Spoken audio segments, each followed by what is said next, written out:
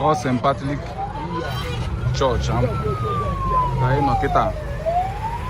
Can see na ndị apams na ndị mama mụtara. Ọha ncha si ya n'azụ. Anyị na-abanyezi n'ime St. Patrick Church. Ụgwọ ọfịa ime ezi.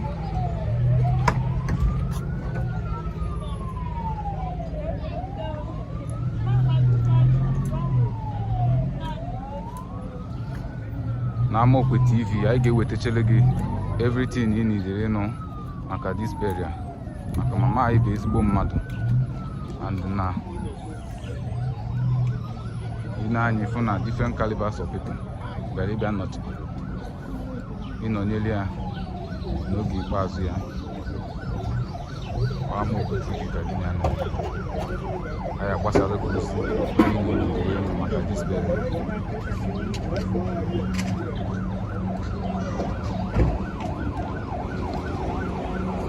Catholic Church.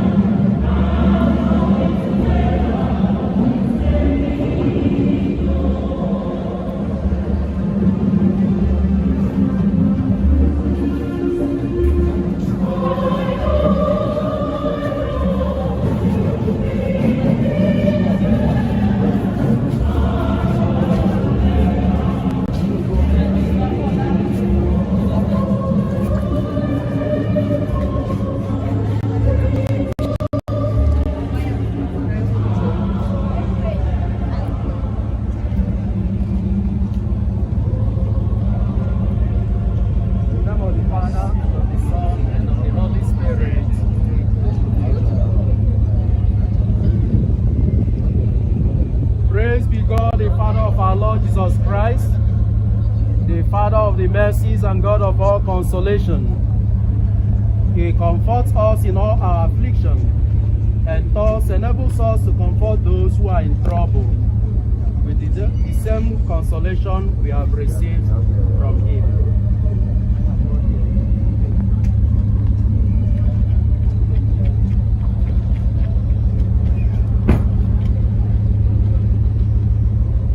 I bless the body of Philomena Okechukwu with the holy water that recalls her baptism, of which St. Paul writes, all of us who were baptized into Christ Jesus, we are baptized into his death. By baptism into his death, we were buried together with him, that just as Christ was raised from the dead by the glory of the Father, we too might live a new life. For if we have been united with him by likeness to his death, so shall we be united with him by likeness to his resurrection.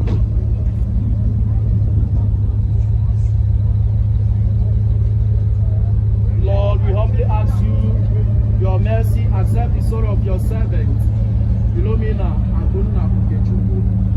Forgive the sins she has committed through human frailty. Free her from the bonds of death and admit her into everlasting life through Christ our Lord.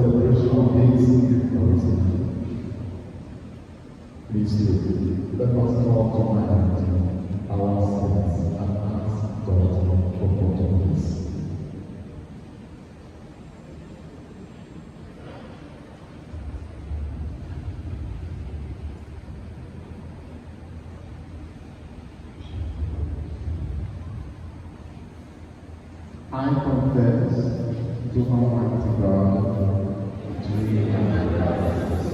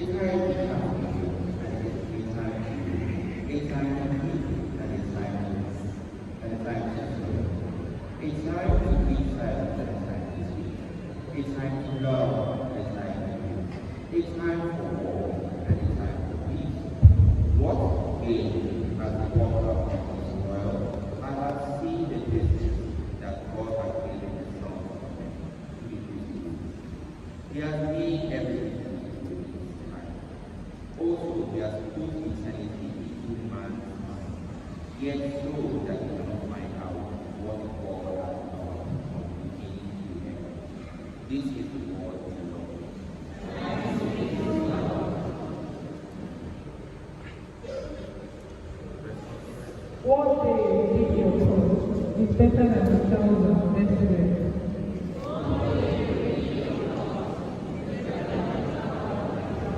What day you did your approach is better than 1,000 yesterday.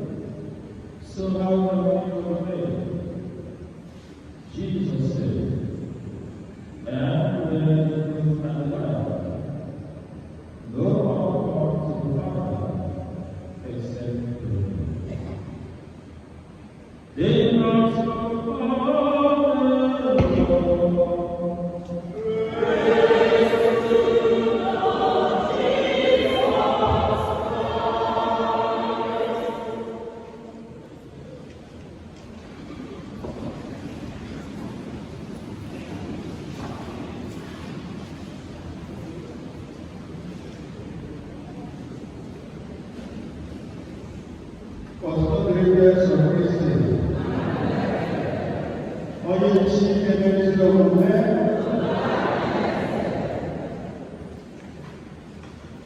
in recognition of us in a very difficult understanding language.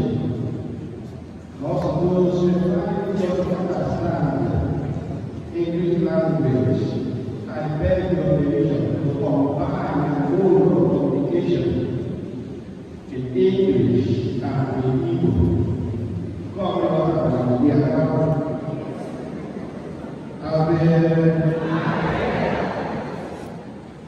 in a situation like this, one asks many questions, and the answers to those questions, some of them will begin to hear, and some of them you will stay on the sea when you see the Creator. That is an inevitable law. It's a necessary end. It's a passage from this earthly city to a wonderful place God has created for us, for those who believe in Him. God created us to know Him, to love Him, to worship Him, and to live with Him after our life on earth. And our dear mother and sister, Philomena Okechukwu, has grand grace on the wall.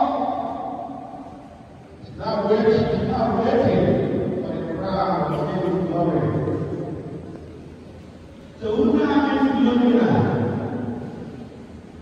So that means the fourth generation as history may roll. In this part, the past part of who have been named being there. And so many of our colleagues have gone. We salute and remember them. They are not address of who have been. When you mention their name anywhere, people will say, "Oh, worship the way." I'm not going to take our time and mention some of them. But Philomena did her best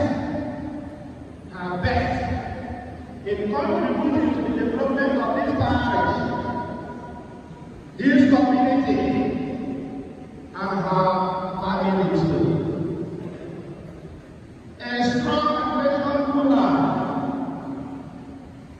very strong, but silent in walking. When you can say, not something, but actions speaks louder than words. And while I have a servant of Philomena, all about the people that I have to carry. That the woman that always remains resolute when she is convinced of anything. Although you have a push that you have, so by your body, I am opening up your area and not a disciplined woman. I'm not going to go back to the I'm not going to say that from that. I got a good answer for myself, because the first thing says there is time for everything. Man lives in time and dies in time. But after his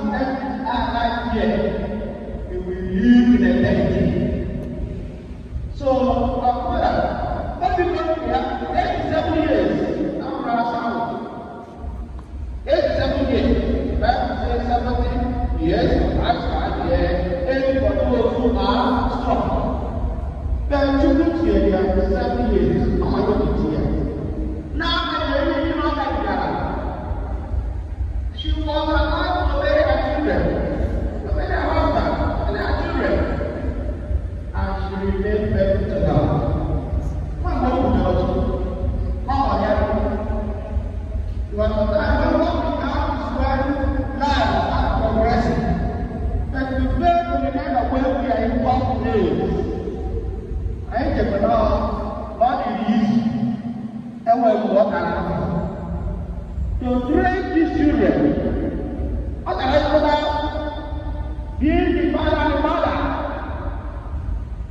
So now, I'm going to start. I mean, now, I don't know that for life. I'm going to start for life. But I never get it back. I don't know my mother began then she's too bad till the end. Why did you know this? When did you know that you are going to put down that up here and walk out? What do you have? I have to carry the of a remarkable sign of this woman I want to remember. Malaika what are you doing? What am I doing to inherit this eternity? Life in God. The kingdom of God, the kingdom of justice and righteousness, peace and everything is good. But remember, He has called us to join Him in that prophet. Isaiah 55 verse 6 says,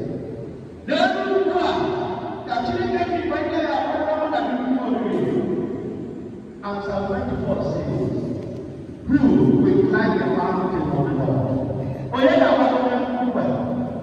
oh yeah, we need to put on the we are not going to do it. They are not all what I do with them. They are not sex. Video job. What Paul says, verse 9. I am you. Getting out. What I am doing now. You I'm ready now. So here we come. Here we come. Back to 25 and 1. What can I do?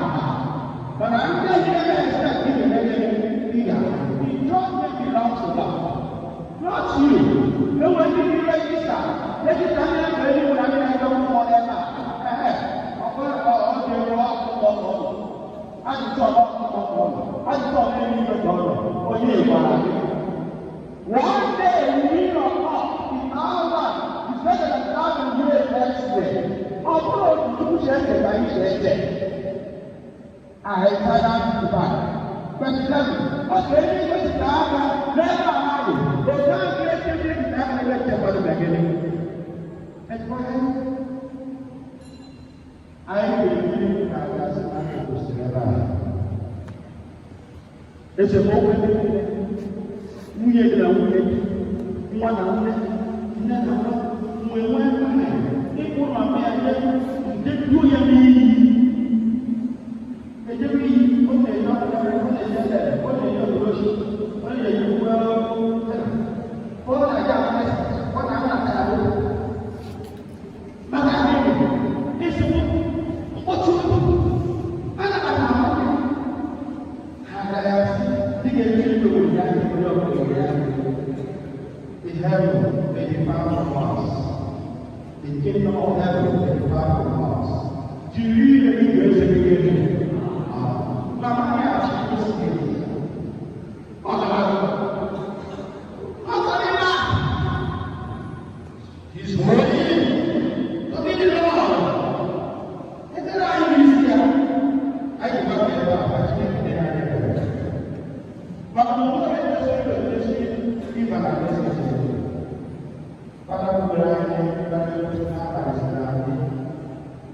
7%, the greatest sense, commits 7 times a day.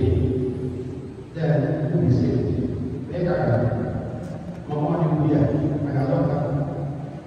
My years to the level of Guaribana. That many efforts. That's his efforts. He made. If you don't get another than he had to be beginning. You won't have been anything like you say, I beg you. About the way getting everything in you see why? You see why they will be an answer. You're not going to everything. As long as I don't want that, say why? You saw. Not in the way I put it in the way. How are you going to tell? I get it as a man of life.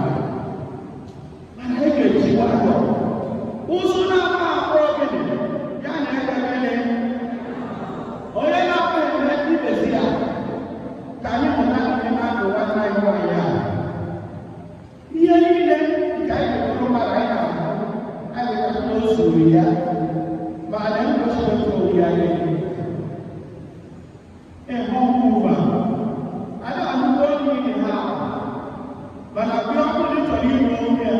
You just told me that I am on the way home. He was looking now. He never told me. But I now get here and pass it kind of way.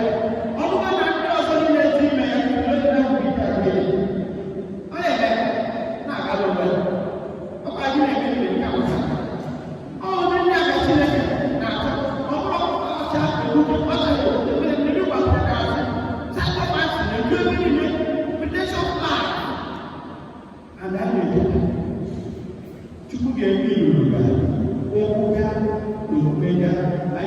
not going to let us try our best and also pray vehemently that God will help us, that God will help us and grant us the necessary graces that we need. Nobody can save himself for ourselves. The second says, nobody lives for herself or himself. If we live for God, if we die for God, then what are we coming for? Maybe the best idea. Then we look back, go back again. And what about the who move back in the house? Who put that in the house? Who go over in the house? What is that? Someone called the someone you know that. Someone here that we are looking at. He was the government of the every year.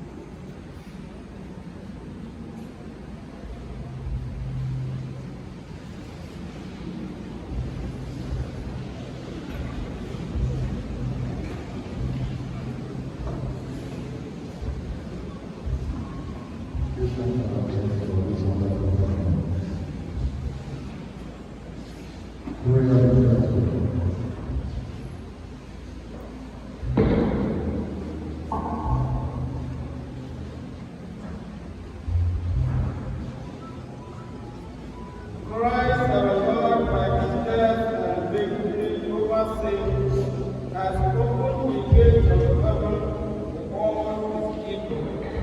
We pray that our mother and sister, Philomena Akona Ijugo, may come to our new home in heaven, and that God may in time unite all of us here. God be with Christ.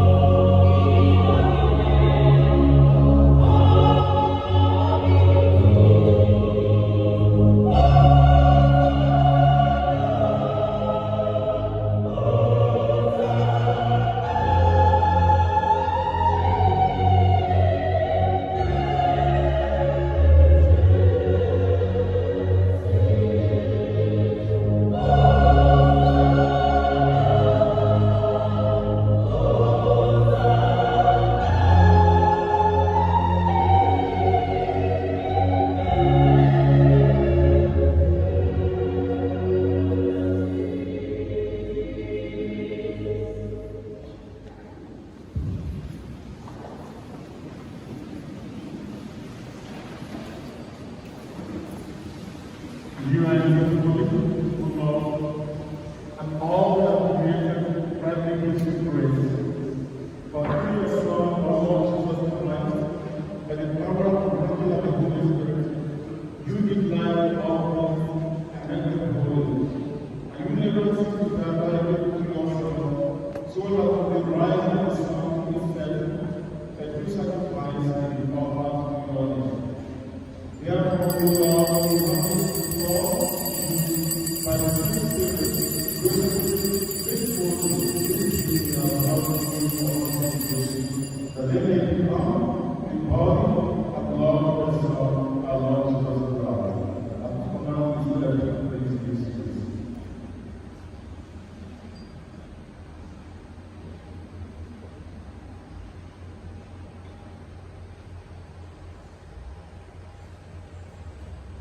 On the night he was betrayed, he himself took bread, and giving thanks, he said in blessed, broke the bread, and gave it to his disciples, saying, "Take this, all of you, and eat of it, for this is my body, which will be given out for you."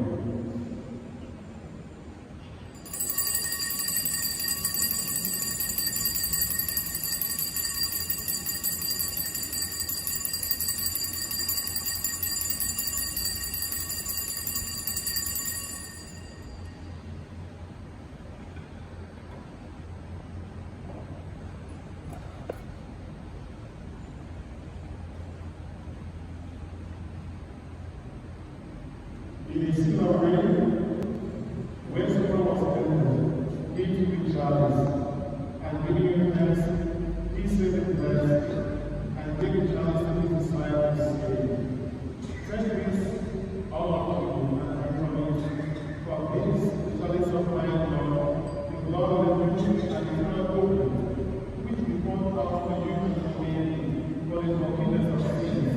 Do this in memory of me."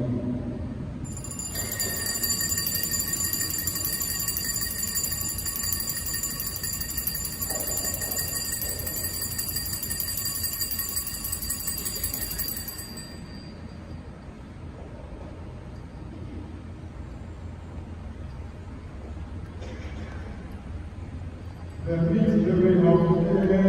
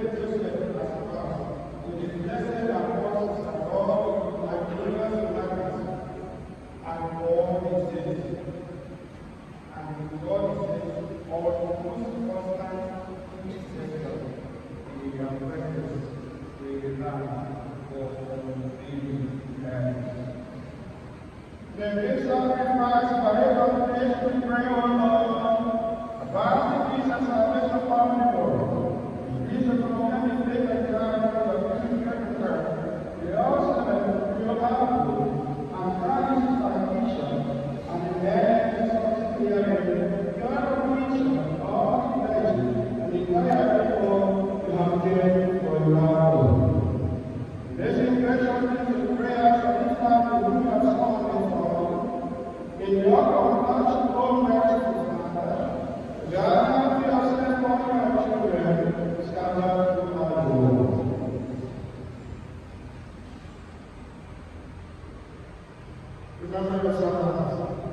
Philomena Okechukwu, whom you have called from this world to yourself.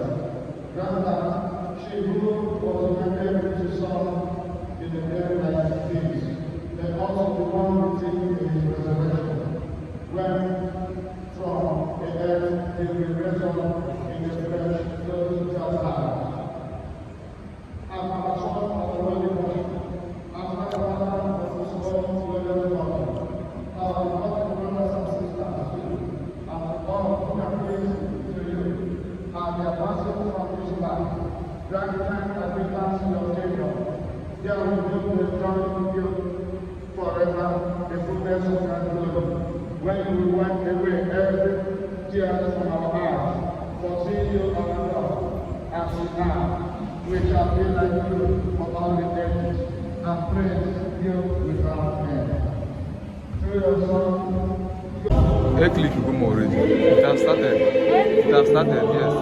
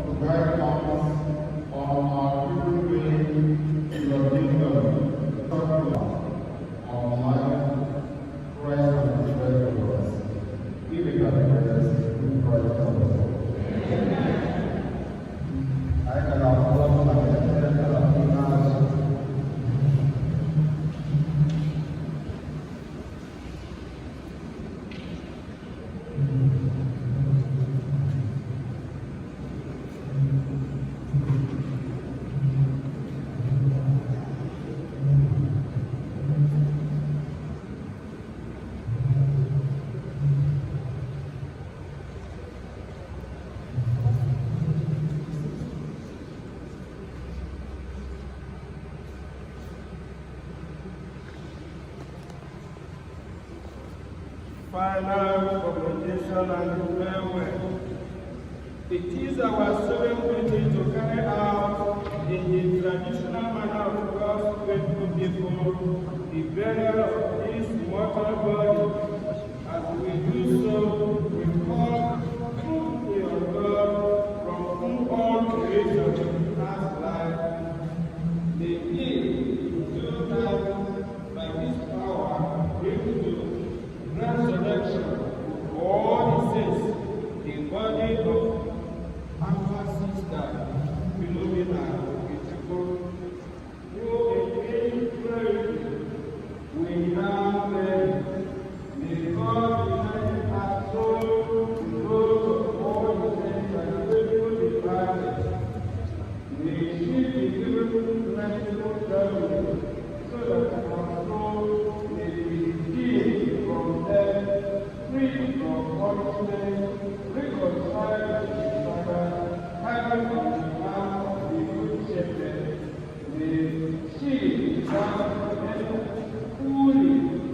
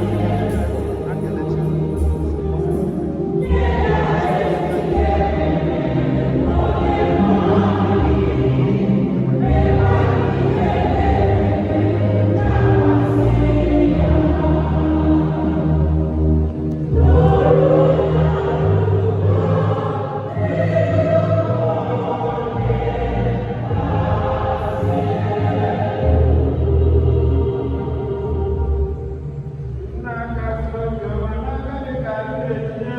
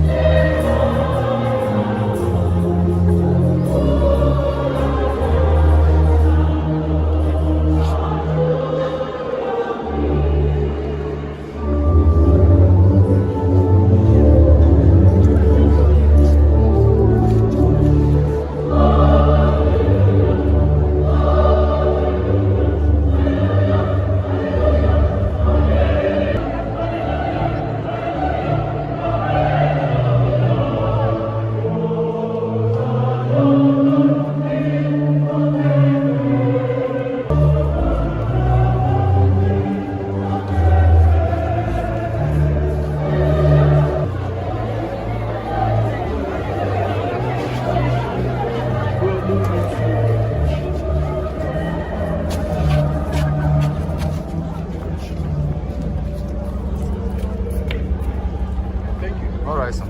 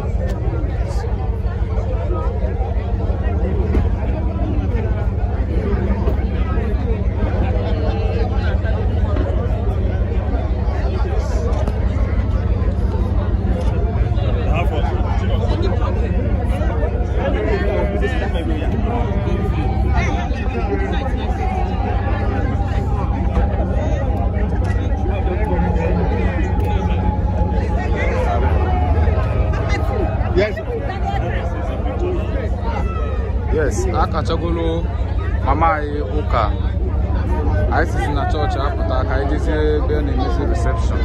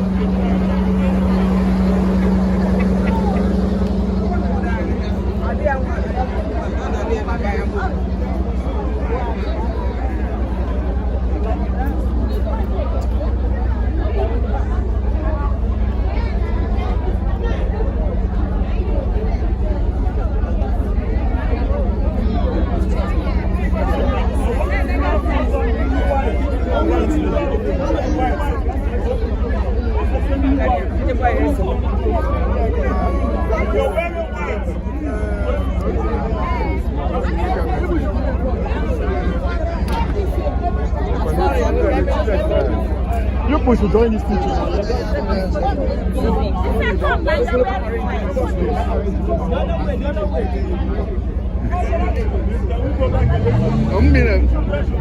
Okay, I get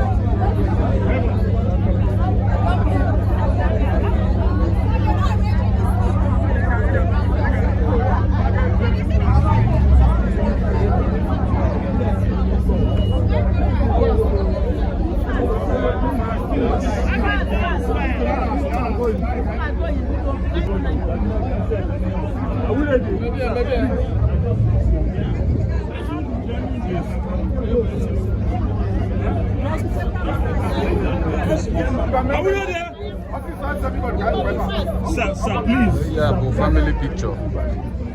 Ụmụaka mama na-esi. Fire was the reception. For the reception.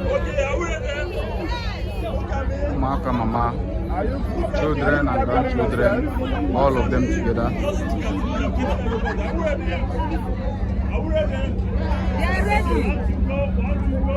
All right. Okay, that's all.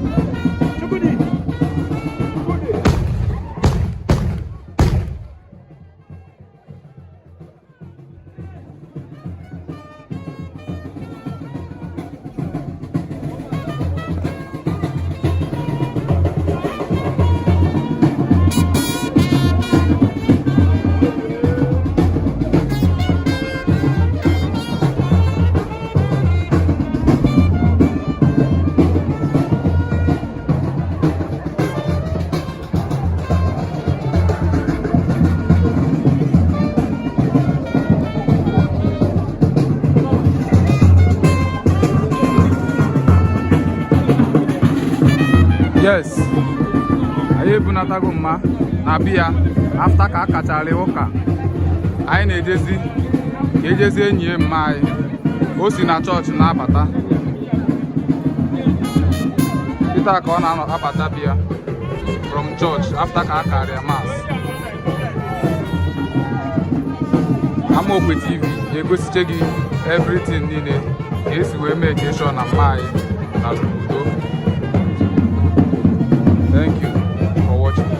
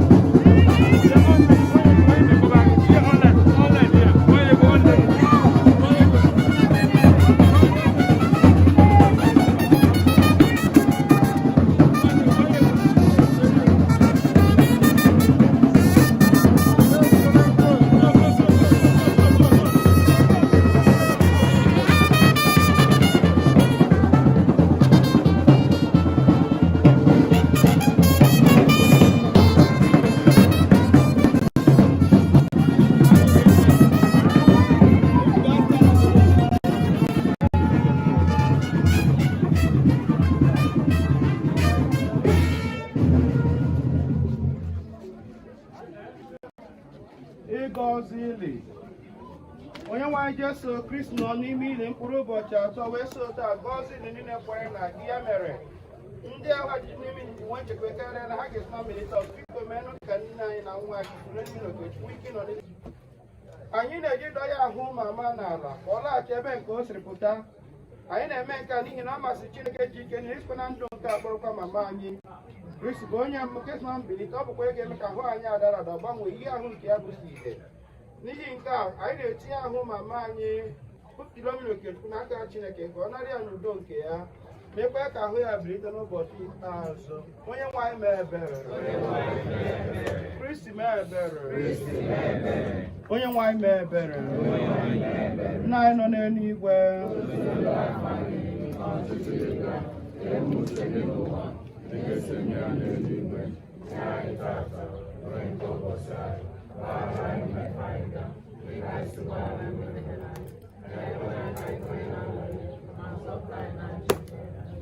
ka anyị bịa ebere maka nwanne anyị nwanyị bụ mama Philomena Okechukwu.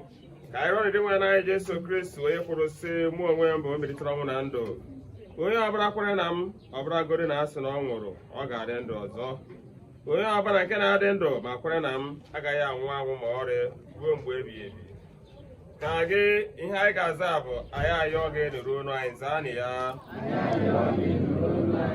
Ka gị onye gbara anya mmiri n'ihi ọnwụ Lazarọs hichaa anya mmiri anyị ayọ gị Kristi. Ka gị onye kpọghachiri ndị nwụrụ anwụ na ndụ ya nwanne anyị nwanyị mama Philomena Okechukwu ndụ ebe ebe anyị ayọ gị Kristi. Ka gị onye kwere onye ohicharịrị nkwa na-abata nwanne anyị bụ mama Philomena Okechukwu na alaeze eluigwe anyị ayọ gị Kristi. Ihe eji mmiri nke baptizim wụchapụ nwanne anyị nwanyị njọ ya, tekwa ya mmanụ nke nzapụta. Onye nwe anyị ihe ezumike n'etiti ndị nsọ gị anyị ayọ gị Kristi.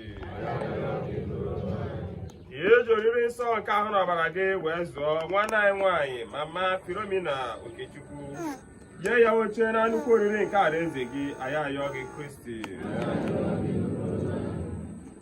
Anyị nọ n'uru n'ihi nwanne anyị nwanyị bụ mama Philomena Okechukwu, ka i jiri okwukwe na olileanya nke ndụ ebe ebe kasie anyị obi anyị ayọ gị Kristi. onye nwaanyị ụzọ ebere abụọ ka anyị na-arịọ ka i mere nwanne anyị nwaanyị na nne anyị na nwa gị bụ Philomena Okechukwu. Nke mbụ, nwa odibo gị nwụrụ ka ime bụ uche gị kwekwere ka ọ daba n'ahụ dịra mmehie ya. Nke abụọ bụ nwa odibo gị dị nọ n'ụwa nke ọ bụ eziokwu jikọrọ na ndị nke ikwe ya nụ, biko menụ ka ebere gị sikwa otu ahụ jikọ ya na ndị mmụọ ozi n'ụwa ọzọ. Anyị na-enye gị ihe ndị a site na Kristi dị nwe n'anyị.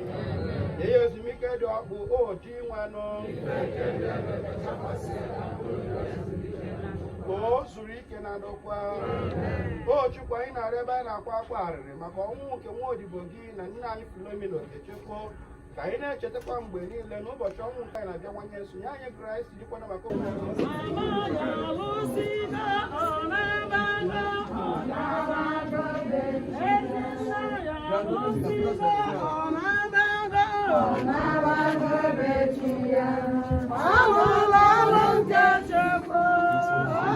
direct and ebe ọ ga-aga.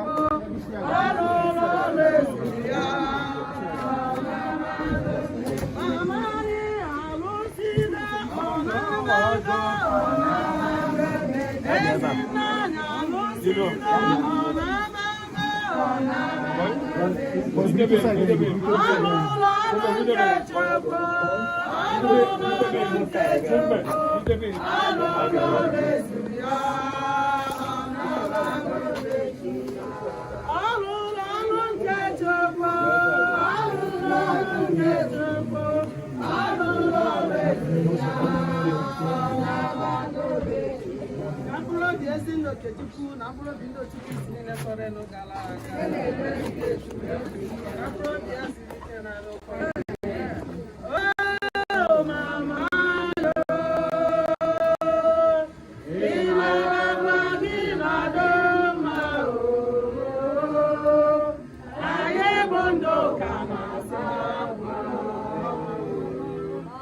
Anyị nọ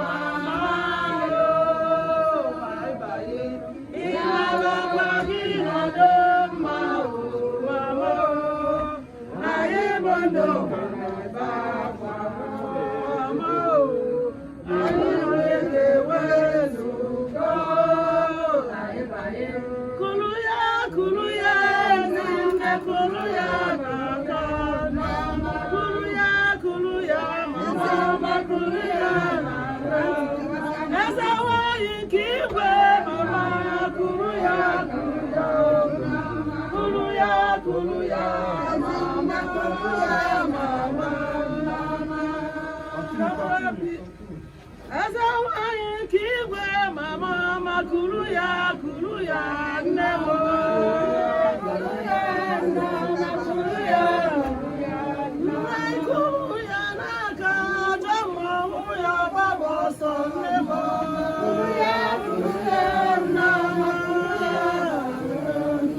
ikuru ya n'aka ekwensu ya gbaba ọsọ nne m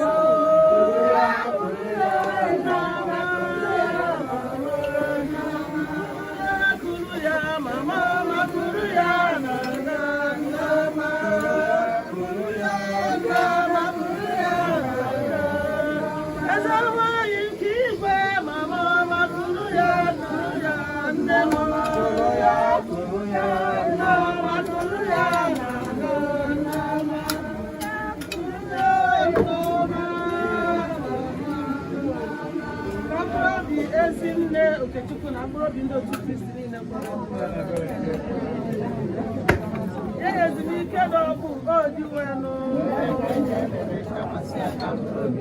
ka mkpụrụ obi ya zuo ike na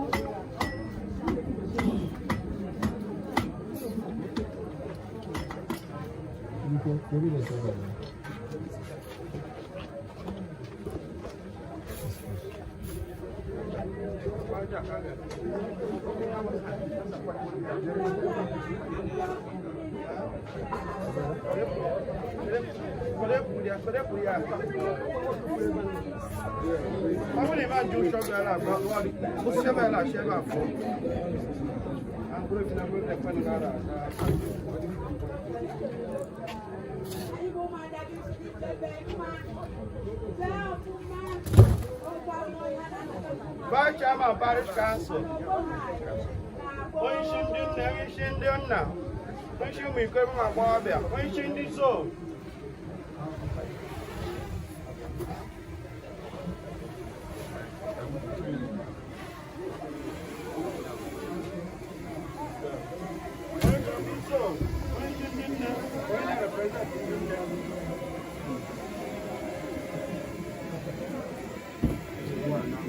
Manya na-asị gị na ihe a na-ekwu ka ị ga na-eme, ihe a na-agwa ka ị ga na-eme.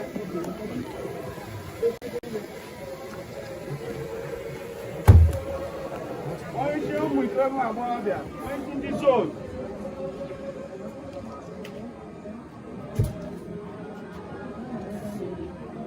Onye isi ndị zone, the family.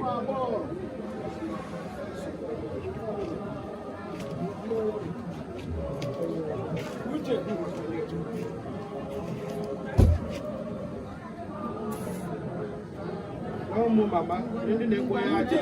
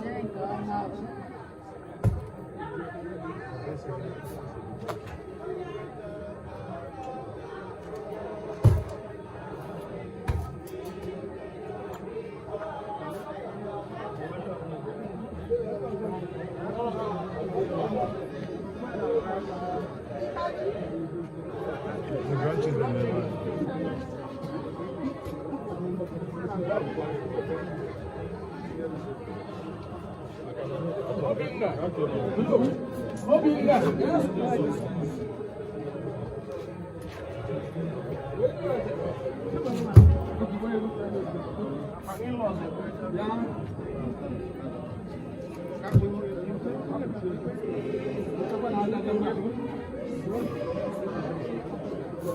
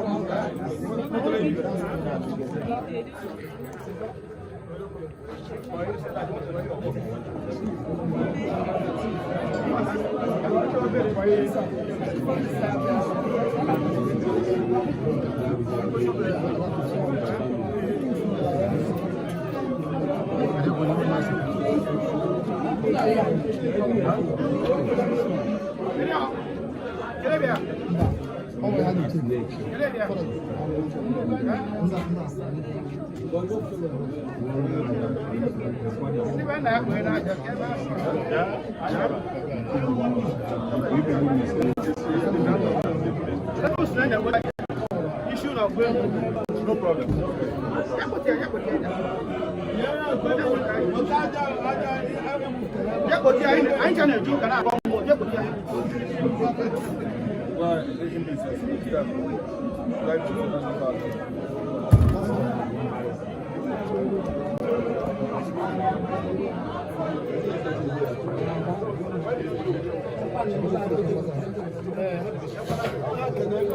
You can go ahead.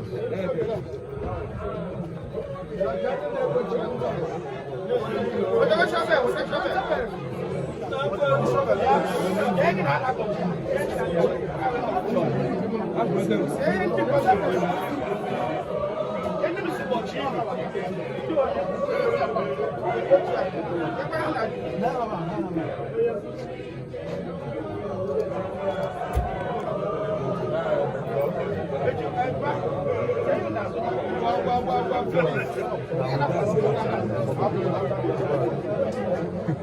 This one does this one. Oh my God, what down? What down? Let's change the area.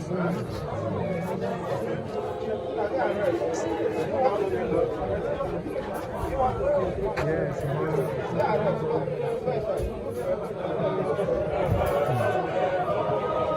They want to push something.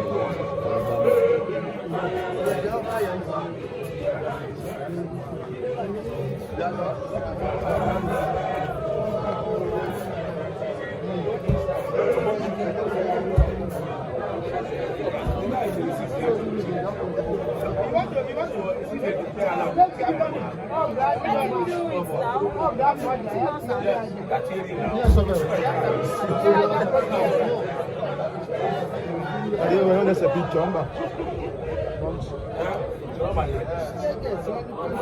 Now block yours. I did 3 ever. You cannot come and stay in front of me. Just stay there. You know something like that.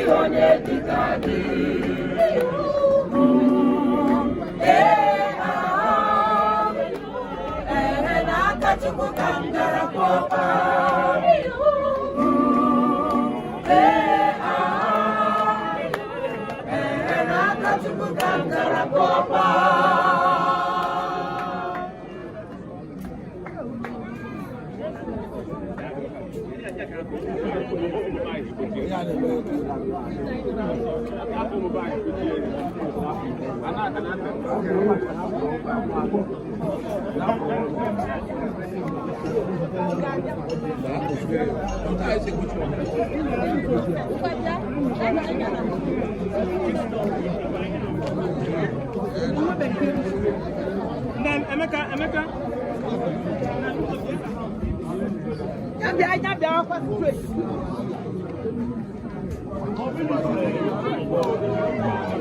That's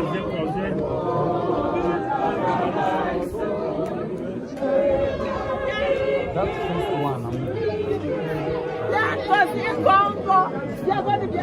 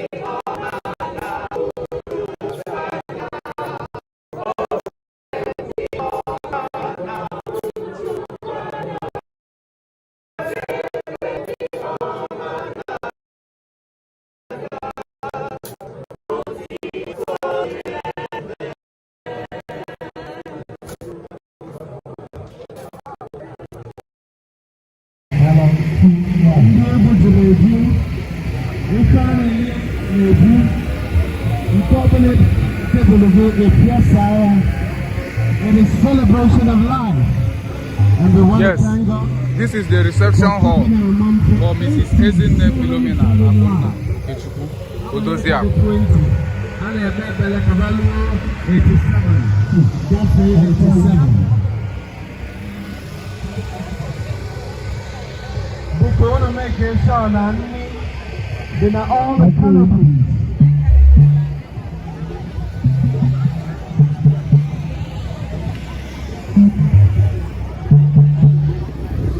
Yerende bandiego kanambago.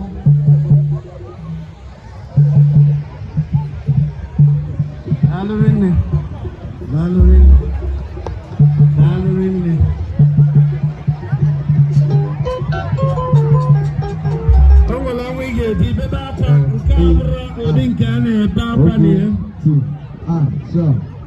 Have a celebration of life.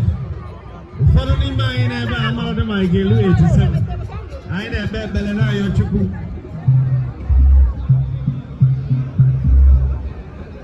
On your gonna beat life expectancy. Nigerian life expectancy. Almost when we are to see it.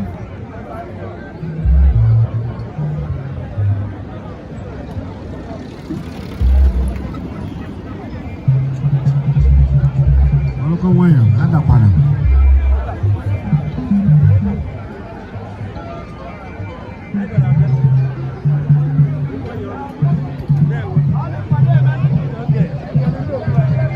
Akwụkwọ nsọ say there's a time to be born, there's a time to die. Enwere ụbọchị a na-amụ mmadụ, nwere ụbọchị onye anwa ga-arapụ. Ọ na-abụ ikwute ọnwụ egwu na-atụ mmadụ nche. Ịchọrọ ibi ndụ chọrọ ịnwụ anwụ. Mana onye ọbụla dị ndụ ga-anwụ. Nwere onye ma ụbọchị ọ ga-anwụ. Ụbọchị nke gị ruo amanyere gị notice. Ife aka. Dọk ekene m. Dọk ekene m. Daalụ rinne. Alright.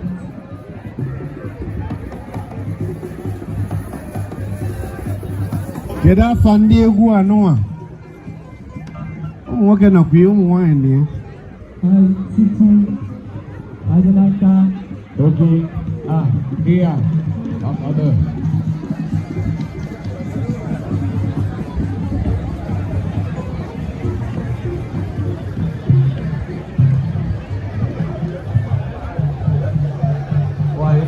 Thank you. Because indeed on our table kitab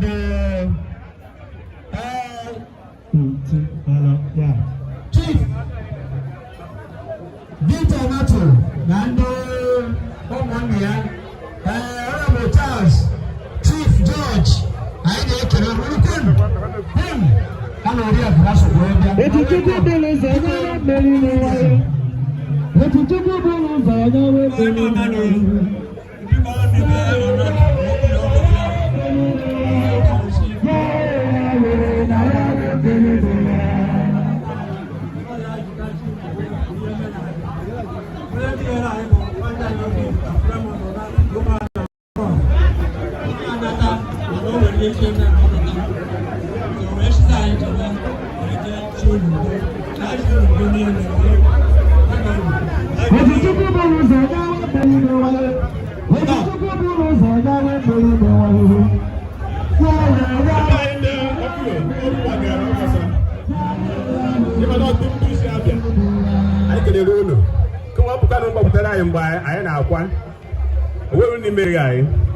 Ani mana ihe nwoke na-eme nwoke bụ nke ọdị ndị arụmụ ya ji akwụ ụlọ ụgwọ ya bụ YouTube ikwuli ụlọ maọbụ onye kwa dị na ya ji ahụ ya na ụgwọ ntụ otu na ọ dị ka mma ọ bụrụ tọta nka anyị kere ụlọ ọ ka dị ụlọ mana aha Jizọs n'ike arụkwu ụlọ onwe n'ike arụ we are coming there betin Iba kaje na yeye ndo ayo ndo reba si yebu ibute ayi na ba iye ko gana ayi ka wuru before tell ayi mo to ayi so iba de told na ayi ni le fiamo oh I get try to get you guys get told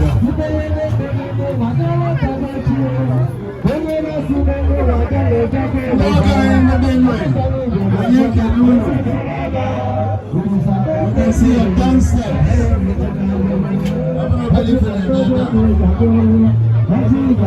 We having lost the border.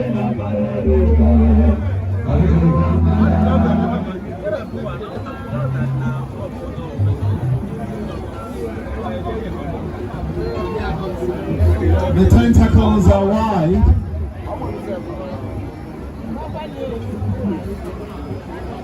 Make una dance now, make we see. Our in-laws from Benue, huh?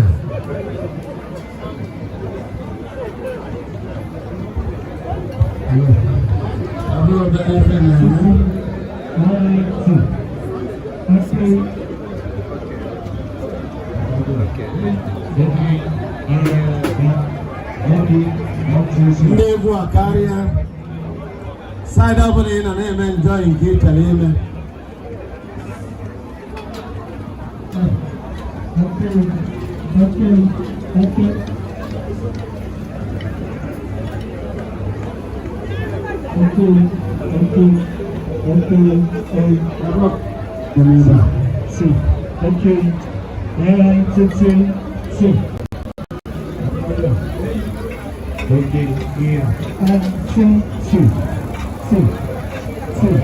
It doesn't matter where you're from, just find somewhere, settle down on the side.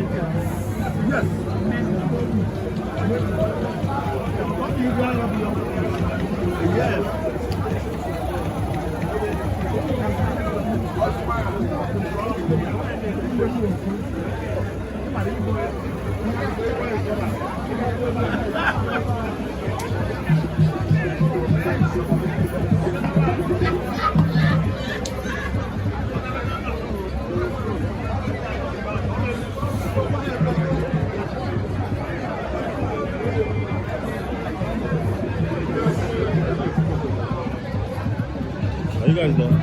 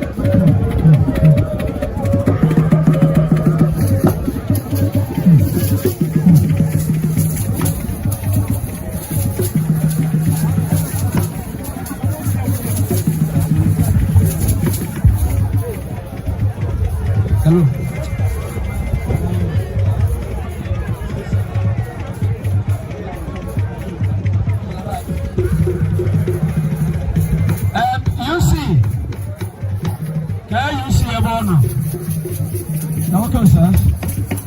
Yeah, welcome.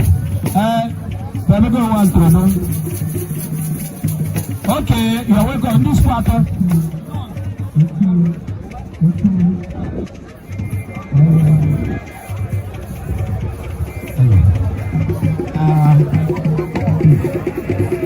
I am going to support Ndiogo. It's Ifu Ato, 3 big brothers. Not 3 big heads, but 3 big brothers.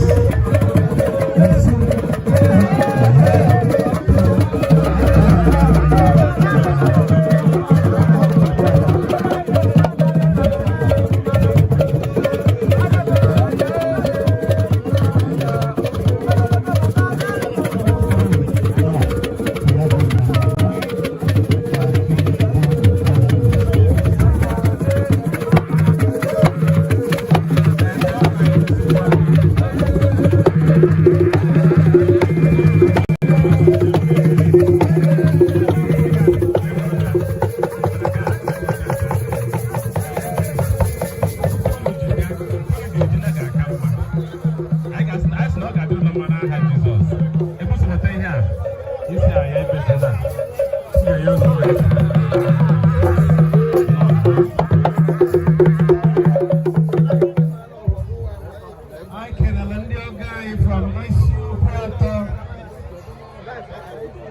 like he said, I brought 3 big heads, 3 big clans, 3 big brothers. What about your half here? So I will tell you from I go young, Baba.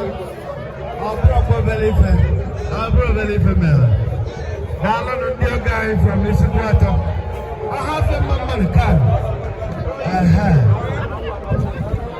This water broken now. What is it? You want this water? India guy, my good man.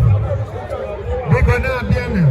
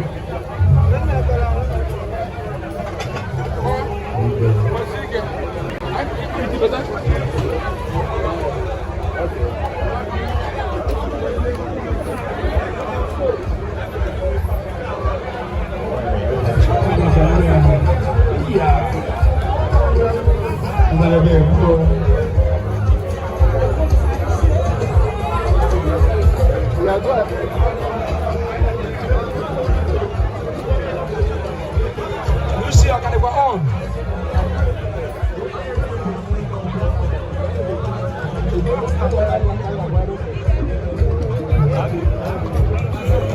Hello? Hello? Okay.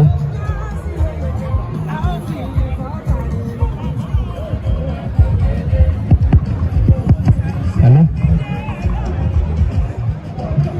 DJ.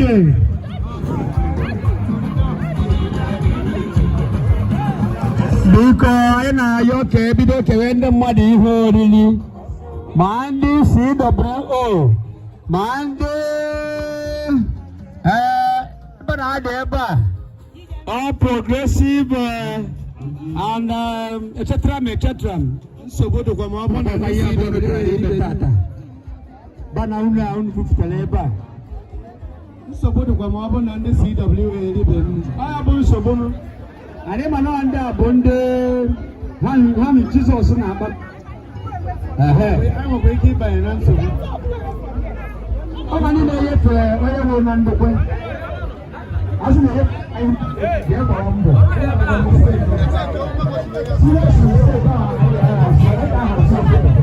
anyị na-azụ sọsọ ndị aga na ndị CWO akụkụ ebe ndị a ụmụ duru nọ ndị efu na-acha ebe ndị ụmụ nwanne ya nọ efugo ụmụ nwanne gị yes ịma na ekwuru ekwu mere ọrụ ndị CWO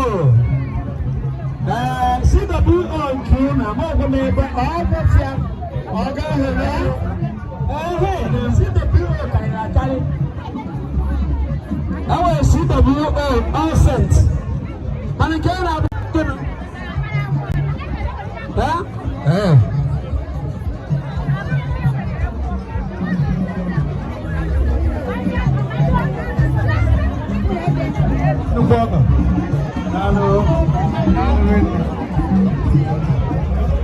biko ana m ayọ ndị na-eke ihe ka a butere ndị political etc.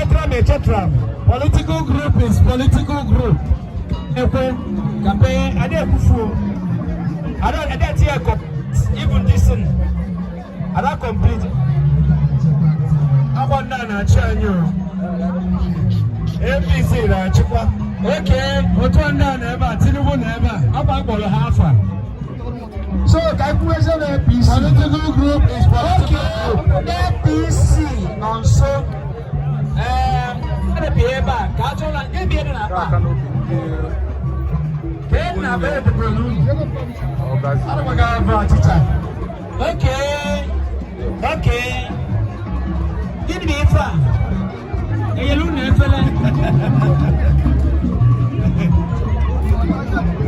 Jadi nanti oh kamu kaya aku makia. Ayo kita keluar pada kau. Siapa ni?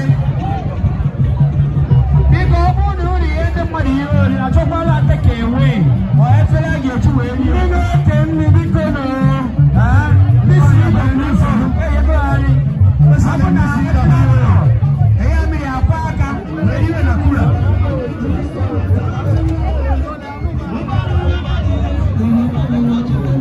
MC Anaha Anaji ẹ̀wọ̀ 18 million. We are reporting you now.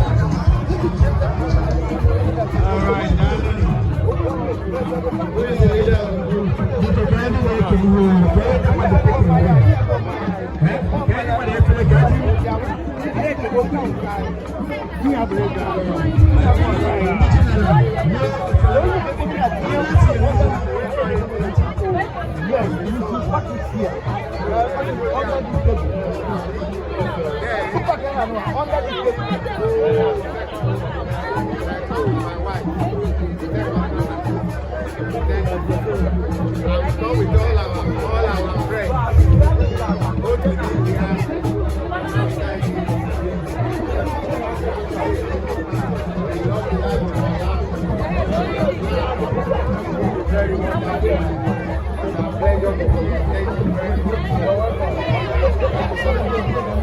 Thank you very much. Our in-laws from Akure, the Olomo family. They can correct. Yes. The in-law said that you are the son of that woman. Son-in-law. And I'm telling you, we're very happy. We appreciate your coming here to condole us on the loss of our mommy. We say thank you. We appreciate. You open our hearts, we see how happy we are. So this thing you brought for us, God will replenish it in 100-fold. And we shall live longer than our mommy. We shall be happy, we shall be in peace. Then when you are going back, we shall go in peace. Nothing will happen to you on the way.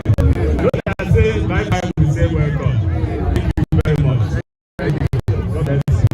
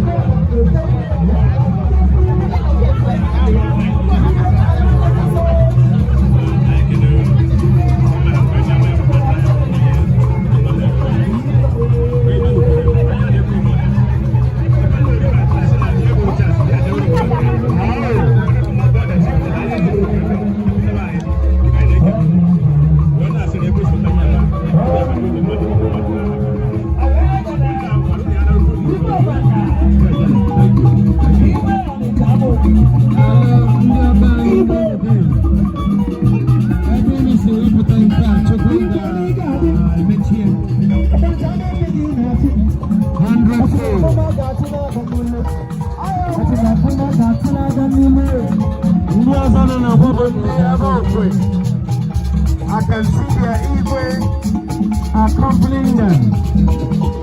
Now, now draw color.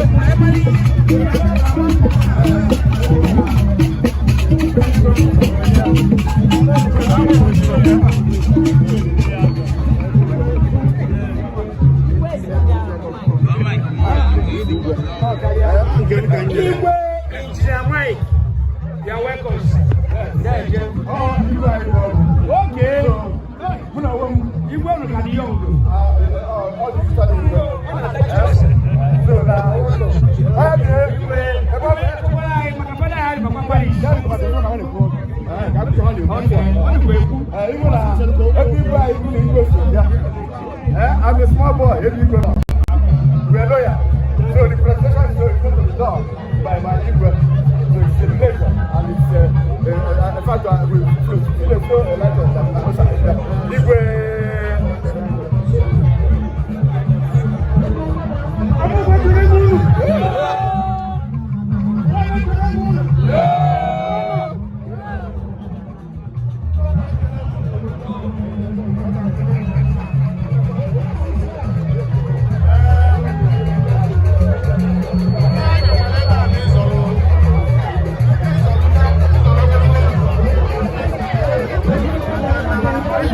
Nice.